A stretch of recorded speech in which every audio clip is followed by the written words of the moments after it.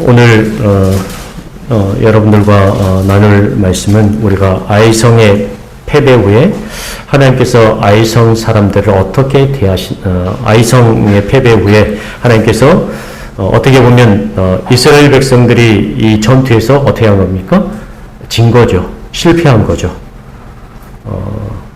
하나님께서 이 실패한 또 전쟁에서 진 이스라엘 백성들을 어떻게 대하시고 또 그들을 격려하신가를 좀 생각해 보면서 하나님께서 이스라엘 백성들을 격려하시고 그들을 세우시는 여러 가지 일들을 통해서 우리를 향해서 하나님 그럼 어떤 격려와 어떤 은혜를 부어주시며 우리를 어떻게 격려하신지를 한번 생각해 보는 시간이 되어지길 소원합니다.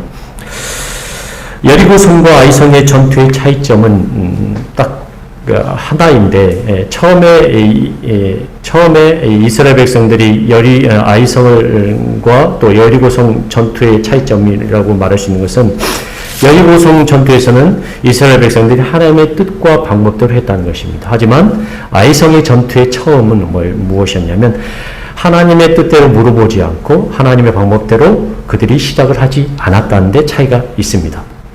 물론 아간의 불순종이 있었지만 처음부터 끝까지 하나님께서 원하셨던 방법과 뜻을 그대로 실천했는지 안 했는지의 문제가 그 전투의 승패를 가름하는 여러 가지 문제가 되었음을 우리가 볼 수 있습니다. 여리고성의 전투를 통해서 아마 이스라엘 백성들은 이런 생각을 가졌을지도 모르겠습니다. 하나님께서 하셨던 방법들과 또 일들을 통해서 거대한 여리고성이 무너졌잖아요. 그러면 앞으로 이 여리고성보다 작은 데는 어떻게 할 수 있다고 생각했을까요? 어떻게 보면 아이성을 대할 때 이거는 우리가 보기에 여리고성보다 훨씬 더 작은 성이니까 몇 명만 보내야 된다? 3,000명만 보내도 우리가 이길 수가 있을 것 같습니다. 그렇게 해서 3,000명을 보냈지만 36명이 죽게 되는 결과를 가져왔죠. 어쩌면 여리고성의 승리를 통해서 이스라엘 백성들은 이런 생각을 했을지 모르겠습니다. 하나님께서 여리고성도 주셨는데 이제는 하나님의 뜻대로 구하지 않아도 우리의 방법과 뜻을 가지고도 다른 성의 전투를 어떻게 할 수 있다? 이길 수 있다라는 그런 자만심이 있었던 것 같아요. 너무 쉽게 생각했던 것 같습니다. 승리를 주시는 하나님과 함께하지 않고 자신들만의 방식으로 해도 승리를 할 수 있다고 생각한 것입니다. 그래서 더 철저한 준비와 계획, 여기서는 더 철저한 준비와 계획이라는 것은 더 철저하게 하나님을 붙들고 하나님을 의지하고 하나님께 방법을 물어보기보다는 자기들의 계획과 방법으로 이 아이성의 전투를 했던 것 같습니다. 하지만 별거 아니라고 생각했던 아이성과의 첫 전투는 이스라엘 백성들에게 쓰라린 패배를 가져왔습니다. 거기에는 아간의 범죄도 끼어 있었지만 아이성의 전투를 앞두고 이스라엘과 여리고는 하나님께 어떠한 물음조차 하지 않았습니다.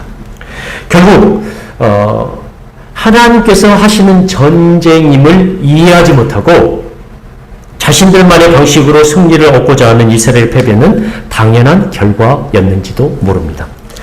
아이성의 패배로 인해서 이스라엘 백성들에게 또다시 실패에 대한 트라우마가 떠올랐습니다.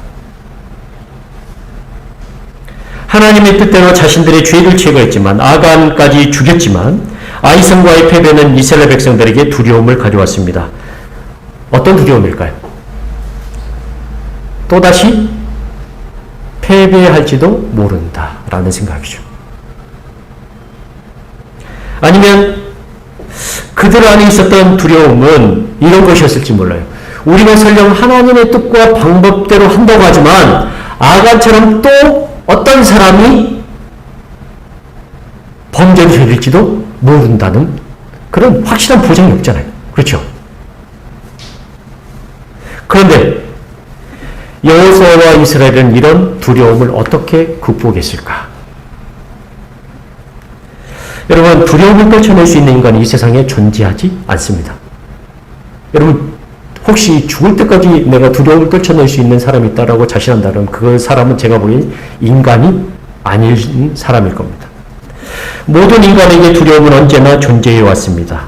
두려움을 이겨내는 방법이 어디에 있는가? 하나님을 믿는 사람은 어떻게 두려움을 극복해내야 하는가? 여러분, 왜 우리가 두려워할까요? 왜 실패하면 두려워하는 걸까요? 아마 실패하면 두려운 일이라는데 가장 밑에는 무엇이 있기 때문에 우리가 두려워하는 걸까요? 네. 아이성의 전투를 통해서도 알지만 어떻게 될까? 두려우니까 그럴까요? 네. 죽을까? 두렵기 때문입니다. 여러분 생각해 보세요. 실패하는 게 왜 두려워요? 실패하면 어떻게 될지도 모릅니까? 어쩌면 그 두려움이, 죽음에 대한 두려움이 우리에게 가장 큰 문제인 것 같습니다. 두려움과 실패의 끝은 무엇인가? 두려움과 실패가 우리에게 무엇을 가져오기에 우리는 그렇게 두려움과 실패에 대해서 절망하고 살아가는가? 사실 여러분 실패해서도 아무 문제가 없다 그러면 여러분 실패하는 것에 대해서 여러분 걱정하겠어요? 안 하겠어요? 안 하죠. 전쟁이 가지고 아무 문제가 없다 그러면 저도 아무 문제가 일어나지 않으면 전쟁하는데 무슨 문제가 있을 수 있습니까? 없습니까? 없잖아요. 이러잖아요. 여러분 공부 1등 못해도 아무 문제가 없다 그러면 어떻게 합니까? 공부 열심히 그러잖아요. 운동선수가 운동장에서 열심히 뛰는 이유가 뭘까요? 지는 것이 어떤 것인지 본인들이 알기 때문이잖아요. 그런데 성경에 두려움을 스스로 극복한 인간은 없다라고 표현합니다. 오늘 여호수아와 이스라엘 백성들도 마찬가지예요. 아이성의 첫 전투에서 실패하고 나서 이제 또다시 아이성과의 전투를 준비해야 되는데 그들이 가졌던 첫 번째 생각은 어떤 거였냐면 8장 1절에 있는 것처럼 여호와께서 여호수아에게 이릅니다. 뭐 하지 말라고요? 두려워하지 말라. 놀라지 말라.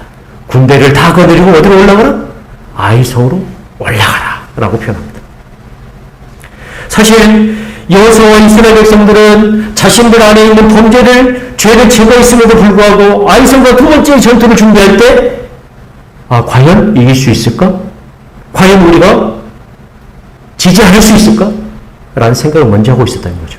그들 안에는 두려움이 존재하고 있었습니다. 하나님은 그런 이스라엘 백성들과 여호수아에게 이런 격려합니다. 야, 두려워하지 말아라. 하나님은 인간이 두려워하는 이유를 알고 계십니다. 결국 두려움을 극복하는 방법은 우리 안의 내부에서 나온 것이 아니라 어디서 오는 것을 말할까요? 두려움을 극복하는 방법은 외부에서 우리에게 온다라고 말씀하고 있습니다. 누구로부터 온다고요? 두려움의 가장 근저에 것이 무엇인가를 아시는 하나님으로부터 두려움을 제거하는 방법이 우리에게 온다라고 말씀하고 있습니다. 아이성과의 첫 전투는 승리의 방식을 자신들의 가족으로 했던 것을 다시 하나님의 방법으로 추구하는 방식으로 되돌아갑니다. 자신들의 방법을 버리고 하나님의 방법을 선택함으로 이스라엘은 아이성의 전투를 치를 상태가 된 것입니다. 믿는 자들에게 있어서 이것이 중요한 부분인데요. 우리가 두려움이 우리에게 닥쳐도 세상의 방법이 아니라 하나님의 방법을 택해야 하는 이유는 하나님의 뜻을 구하는 이유는 그 두려움의 끝을 아시는 하나님이 계시기 때문입니다. 여러분, 그 두려움의 기저에 있는 그 죽음에 관한 부분을 해결하시고 영원한 생명을 주시는 분이 누구라고 표현하고 계십니까? 네, 하나님이십니다. 그래서 믿는 자들에게 내 자신에 있는 그 두려움을 극복하는 방법은 누구밖에 없냐면 하나님을 바라보는 것 방법밖에 없습니다. 하나님을 의지하는 것밖에 없습니다. 설령 실패해도 누가 책임지시기 때문에? 하나님께서 책임지시기 때문에. 지금 이스라엘 백성들을 하나님께서 그렇게 격려하시는 거예요. 야, 아이성으로 올라가라. 내가 이미 다 죽었다. 설령 내 방법대로 내 명령에 따라서 안 된다 할지라도 너희들의 그 두려움과 모든 것을 누가 책임질 것이다? 내가 책임질 것이라고 표현하는 거예요. 이것은 우리에게 세상을 바라보는 눈과 세상을 바라보는 방법의 새로운 눈을 뜨게 해줍니다. 여러분, 하나님의 뜻과 방법대로 살아가면, 예수님을 의지하고 하나님을 사랑하면 설령 이 땅에서 실패하는 일이 있더라도, 두려워하는 일이 생길지라도 그 마지막과 모든 것을 책임지신 분 누구라고요? 하나님이시라고 이렇게 말하고 있습니다. 그러므로 때로는 우리가 이 땅을 살아갈 때 어떤 일을 준비할 때 두려운 일이 많잖아요. 어려운 일이 많잖아요. 그럴 때 어떻게 해야 될까요? 하나님의 음성을 기억하십시오. 두려워하지 말라. 놀라지 말라. 내가 너와 함께 할 것이다 라는 이 격려의 말씀을 들었으면 좋겠습니다. 그래서 이사야 41장 10절에서는 이렇게 말합니다. 두려워하지 말라. 내가 너와 함께 함이니라. 놀라지 말라. 나는 내 하나님이 됨이라. 내가 너를 굳세게 하리라. 참으로 너를 도와주리라. 참으로 나의 의로운 오른손으로 너를 붙들리라. 여러분, 아이성으로 올라가라는 하나님의 말씀은 뭐냐면 내가 너와 함께 할 때 있다는 그 뜻입니다. 그러므로 두려워하지 말고 놀라지 말라는 거죠. 시편 23편 4절은 이런 말씀이 있습니다. 우리의 그림자에 있는 두려움의 그것을 어떻게 표현하고 있냐면 내가 사망의 음침한 골짜기로 다닐지라도 해를 두려워하지 않을 것은 주께서 나와 함께 하시기 때문이라. 주의 지팡이와 막대기가 나를 안위하신다라고 표현하고 있습니다. 여러분, 그렇잖아요. 여러분이 지금 이 사망의 음침한 골짜기로 다니시는 그런 어려움과 공경에 처하신 분들이 계실지 모르겠어요. 그러나 여러분들을 회하고 여러분들을 어렵게 만들 그런 가운데서도 누구는 함께 하신다고요? 예, 하나님께서 함께 하신다고 표현하고 계십니다. 한 말씀 더요. 시편 56편 3절에는 시인이 두려워하고 어려울 때 어떻게 표현하고 있냐면 이 두려워하고 어려울 때 이렇게 표현하고 있습니다. 내가 두려워하는 날에는 내가 주를 의지하리이다. 두려워하는 날에 누구를 의지하라고요? 주를 의지해야만 새롭게 시작하고 새롭게 일어설 수 있는 힘이 생깁니다. 여러분, 여러분에게 새로운 은혜와 새로운 시작을 하시기 위해서 여러분 그 두려움을 극복하기 위해서 이 땅의 방법과 다른 것을 의지하지 않고 하나님 의지하시기 바랍니다. 하나님 부르시기 바랍니다. 하나님께 나가시길 바랍니다. 두 번째, 아간의 죄를 제거하고 그들은 하나님을 기다렸습니다. 기다림의 끝에 아이성에 대한 하나님의 전략이 나왔는데 매복 작전을 통한 아이성 정복 작전이었습니다. 이제 이스라엘 백성들은 하나님의 전략에 따라 실행해야 했습니다. 하지만 하나님은 이스라엘 백성들을 위해서 아이성을 이제 첫 번째 패배하고 두 번째 아이성을 정복하러 나갔을 때, 전투에 나갔을 때 한 가지 처음에 했던 약속을 수정하십니다. 어떻게 수정하시냐면 여러분 8장 2절에 보세요.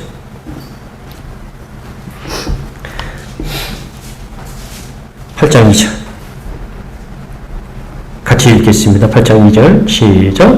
너는 여리고와 그 왕에게 행한 것 같이 아이와 그 왕에게 행하되 오직 거기서 탈취할 물건과 가축은 스스로 가지라. 너는 아이성 뒤에 복병을 둘지니라 하시니. 하나님은 여리고 성의 일을 통해서 이스라엘 백성들에게 약한 부분을 하셨어요. 또한 그들의 마음속에 있는 연약함을 보셨습니다.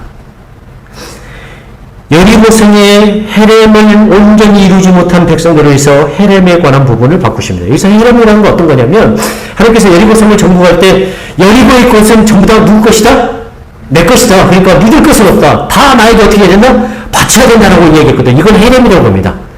하나님을 위해서 바쳐진, 구별되어진 것이라는 것을 표현하는 거예요. 그런데 여리고성에서 아간이 이 하나님의 명령을 따르지 못하고 취했잖아요. 아간이 이것을 취했다는 말은 무슨 말이냐면 이스라엘 백성들의 마음속에 어떤 마음이 있었다?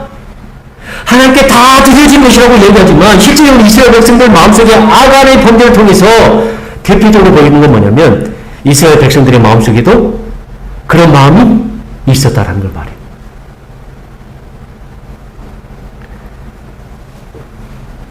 모든 것을 바치라고 하신 것에서 무엇을 이제 사람에 관한 것은 다 처리하되 전리품은 니들이 어떻게 해라?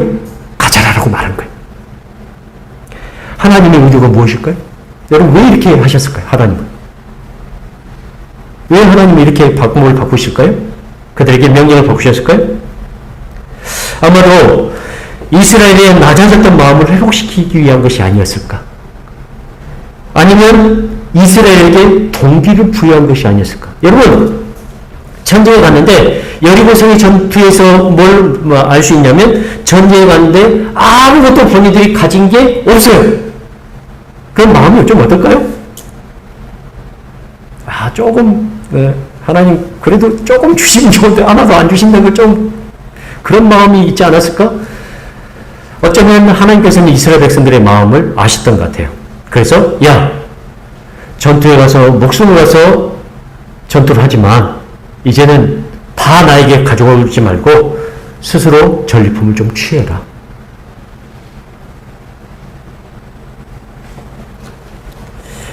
너희들도 가져가는 게 있어야 되지 않을까? 이런 마음이 아니셨을까 하는 생각도 해봅니다. 매복 작전을 통해서 아이성을 점령한 여호수아는 이스라엘 백성들에게 어떻게 했을까요? 전리품을 나눠줬을 것입니다. 하나님께서는 하나님의 뜻과 방법들을 순종한 자에게 무엇이 있다는 것을 알려준 걸까요? 너희들도 하나님으로부터 주어진 은혜가 있다는 것을 알려주었던 것 같아요. 여러분, 하나님은 이스라엘 백성들에게 그런 은혜를 부어주십니다. 이렇게 생각하는 분들이 있는 것 같아요. 하나님께서는 하나님 뜻대로 다 바쳐야 된다. 그러지만 이 땅에서 우리가 취할 것은 아무것도 없다라고 생각하실지 모르겠지만 하나님이 이 땅을 살아가는 백성들을 그렇게 말하지 않아요. 하나님 명령대로 방법과 살아가면 하나님께서 무엇을 책임져 주신다? 먹고 사는 것을 반드시 책임져 주신다고 말씀하고 있어요. 일용할 양식을 어떻게 하신다고? 주신다고 말씀하고 있습니다. 하나님께서 이 땅을 하나님의 뜻대로 살아가는데 양식도 안 준다고 그러면 여러분, 하나님의 뜻대로 살아갈 마음이 있을까요? 없을까요? 그런 은혜가 없다는 거죠. 하나님께서 두 번째 이스라엘 백성을 이렇게 격려합니다. 여러분, 하나님의 뜻과 명령대로 살아가면 하나님께서 어떻게 하신다고요? 반드시 우리의 살 길을 책임져 주신다라는 것을 아이성의 전투를 통해서 이스라엘 백성들에게 말씀해 주시고 그들에게 격려해 주십니다. 결국 하나님의 뜻과 방법대로 순종을 했더니 아이성을 정복할 수 있게 되었습니다. 자, 그러고 난 다음에 세 번째, 매복 작전을 통해서 아이성을 점령한 여호수아는 곧바로 이스라엘의 하나님 여호와를 위하여 에발산에 제단을 쌓고 번제물과 화목제물을 드립니다.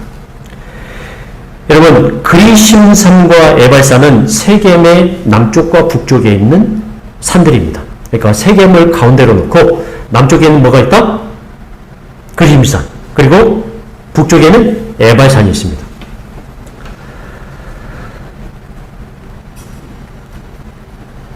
그런데 이 전쟁에 승리하고 나서 그리심산과 에발산을 사이에 놓고 에발산에다 제단을 쌓고 그곳에서 모세가 신명기 27장에 했던 그 저주와 축복의 말씀을 여호수아가 그 모세가 했던 그 저주와 축복을 이스라엘 백성들에게 합니다. 언약을 새롭게 선포하는데요. 이 세겜이라는 곳이 굉장히 중요한 곳인데 이스라엘 백성들의 그 민족의 아버지라고 했던 아브라함이 하나님 명령대로 가나안 땅에 처음 들어와서 예배를 드렸던 곳이 어느 곳이었냐면 이 세겜 땅에서 예배를 드립니다. 그리고 야곱도 딴 데로 가 있다가 다시 돌아와서 어디서 예배를 드냐면 세겜이라는 곳에서 예배를 드립니다. 그만큼 세겜이라는 곳은 굉장히 중요한 곳입니다. 여러분, 나중에 또 이런 설명을 할 기회가 있을지 모르겠지만, 자, 그런데 제가 말씀드리고자 하는 것은 그리심산과 에발산에 이스라엘 백성들을 세워놓고 어떻게 했냐면 그리심산에서는 축복을 말씀을 선포하고 에발산에 있는 사람들을 향해서는 저주의 말씀을 선포합니다. 자, 그런데 여러분, 여호수아가 이 제단을 쌓는데 하나님께 예배를 드리는 그 제단을 쌓는데 제단을 어느 곳에 쌓냐면 그리심산에 쌓았을까요? 에발산에 쌓았을까요? 오늘 말씀의 8장 30절 보세요. 전쟁이 아이성과의 전투에서 이기고 난 다음에 이스라엘 백성들이 여호수아가 어디에다 제단을 쌓았냐면 30절 같이 읽겠습니다. 시작. 그때 여호수아가 이스라엘 하나님 여호와를 위하여 에발산에 한 제단을 쌓았으니 어느 쪽에 쌓았다고요? 에발산에 쌓았어요. 에발산에 쌓고 그 다음에 무엇을 드립니까? 예. 거기서 번제와 화목제물을 드립니다. 31절. 이는 여호와의 종 모세가 이스라엘 자손에게 명령과 모세 율법책이 기록된 대로 쇠 연장으로 다듬지 않은 새 돌로 만든 제단이라. 무리가 여호와께 뭘 드립니까? 번제물과 화목제물을 그 위에 드렸으며, 여호수아가 거기서 모세가 기록한 율법을 이스라엘 자손의 목전에서 그 돌에 어떻게 합니까? 기록을 합니다. 제단을 쌓고 번제와 화목제물을 드리고 난 다음에 그 제단에다가 뭘 했다고요? 언약을, 율법을 기록합니다. 말씀을 기록해요. 여러분, 조금 한번 생각해 볼게. 왜 축복의 산에서, 축복의 산을 향하여 제단을 쌓지 않고 저주의 산에다, 좀 쉽게 얘기하자면 저주의 산에다가, 에발산에다가 제단을 쌓았을까? 이게 무슨 의미를 주는 걸까? 네. 하나님은 실패한 자들에게, 저주와 고통에 잠겨있는 자들에게 어떻게 표현하냐면, 너희들의 끝이 마감이 아니라는 것을 지금 말씀하고 있는 겁니다. 이스라엘 백성들이 죄를 지었을 때, 하나님과 또 다른 사람과의 죄를 지었을 때 관계를 회복하기 위해서 어떤 제물을 드리면 화목제물을 드렸습니다. 그리고 번제를 드렸죠. 이게 무슨 말이냐면, 설령 축복의 은혜대로 살아가지 못하고 저주와 또 불순종의 은혜 가운데 살아가는 사람일지라도 하나님 앞에 나와서 번제와 화목제물로 드리는 그 제물을 통해서 그들의 죄가 속해지고 하나님과 화목해지는 그 은혜가 임한다고 그러면, 그것은 우리의 편대로 신약의 은혜도 다시 표현하자면, 우리가 설령 죄 가운데 있고 하나님의 은혜를 알지 못하고 때로는 실패자의 삶을 살아가지만 그 하나님의 가르치신 그 거룩한 제물이시고 화목제물을 주신 그 예수 그리스도의 그 은혜 가운데 들어가면 다시 어떻게 된다고요? 새로운 하나님의 은혜가 임한다는 것을 우리에게 보여주고 있습니다. 결국 하나님은 실패한 자들을 그냥 놔두시는 분이 아니시라는 것을 우리에게 말씀드리고 있습니다. 예수님은 망해간 사람들을 절대로 포기하지 않으시는 분이시라고 말씀하고 있는 겁니다. 예수님은 두려워하는 자들에게 새로운 살 길을 열어주시냐, 어떻게 열어주시냐면 바로 자신을 드리심으로, 자신을 화목제물에 드리심으로 새로운 길을 열어주신다고 우리에게 표현하고 있습니다. 여러분, 요한일서 4장 10절에 한번 보실까요? 두 말씀만 찾고 제가 마치도록 할 텐데요. 요한일서 4장 10절.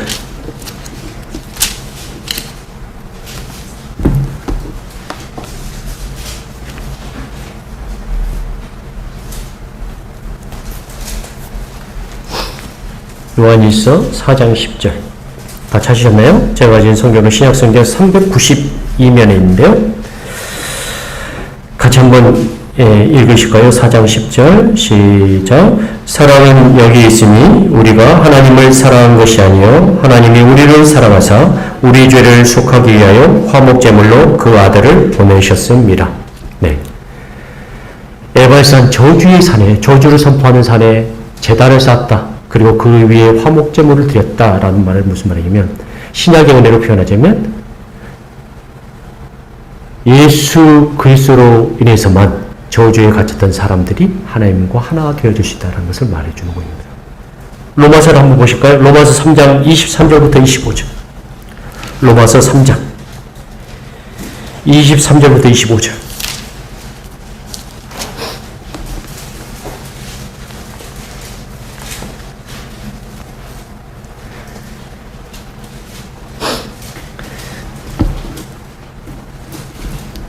로마서 3장 23절부터 25절. 예, 제가 인성으로 신약성경 243페이지입니다.